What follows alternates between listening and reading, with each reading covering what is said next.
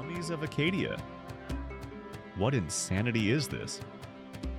Okay, so we are all familiar with the Aztalan princess mummy, found in Madison, Wisconsin, USA, still looking beautiful at 800 years old and counting. How about the mummy found in Hebron, Indiana, USA, found at a spry 2,000 years old? Of course, there are the countless mummies of Mammoth Cave, Kentucky, and the surrounding area averaging 700 years old. This is not to forget those found in Knoxville, Tennessee.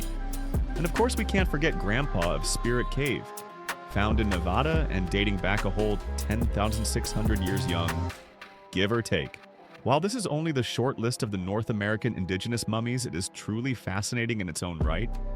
The truth is that they are frankly passé, because today we are here to focus on Lnug and what we know about our mummies from Acadia.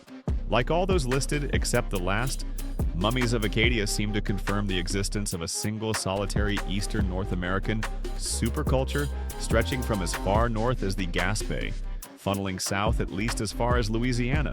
It burgeoned west at least as far as the Dakotas, roughly covering the early depictions of what the Europeans once determined to be New France.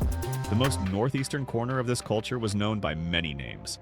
These include Lnug, Wabanakati, Acadia, and most recently Micmac, and display all the same cultural characteristics of mummies found in the Mississippian southern Great Lakes states, which would have formed the heart of what we are referring to as the Tamarican civilization. It is important to know the term Tamari is controversial and has its own video dedicated to it. However, it is applied here as the only appropriate term for this superculture. So what exactly are these persistent cultural burial traits? 1. Firstly, we find that Lnug culture is part of mound culture.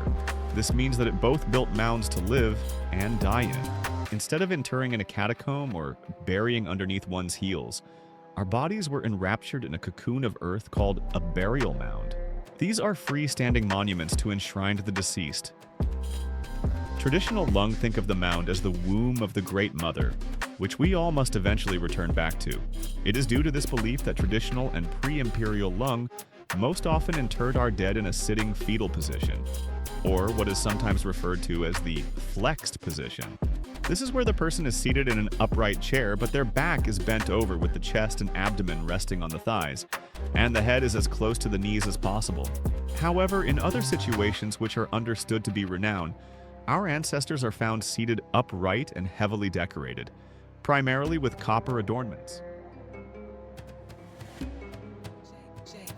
Lastly, we must acknowledge the painstaking preparation processes that deserve their own dedicated section. Like most facets of Lnug culture, Lnug had two versions.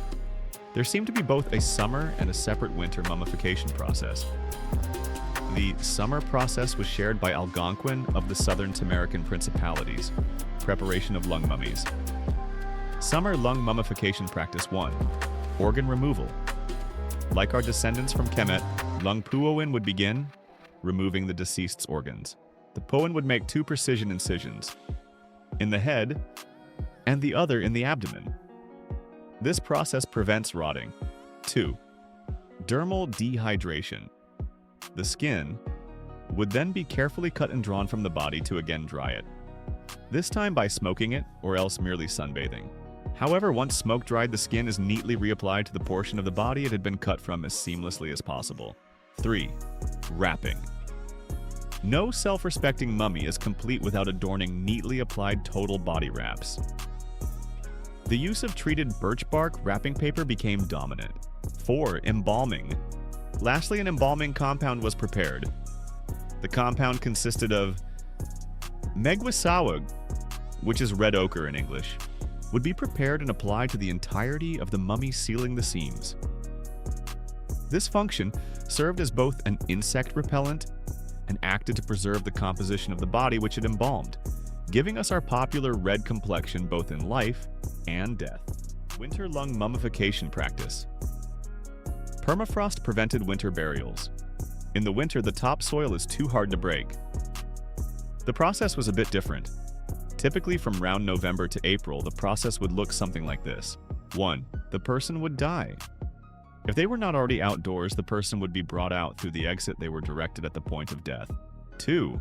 Once out, the person was respectfully sat in a chair and had a small temporary hut built around them to protect them from scavenging animals and the elements. 3. Once the ground had thawed in the summer, the person was brought to an 8 to 10 foot platform mound and dried appropriately. 4. Once thoroughly dried, any aspects of the summer practice left undone would commence and be concluded.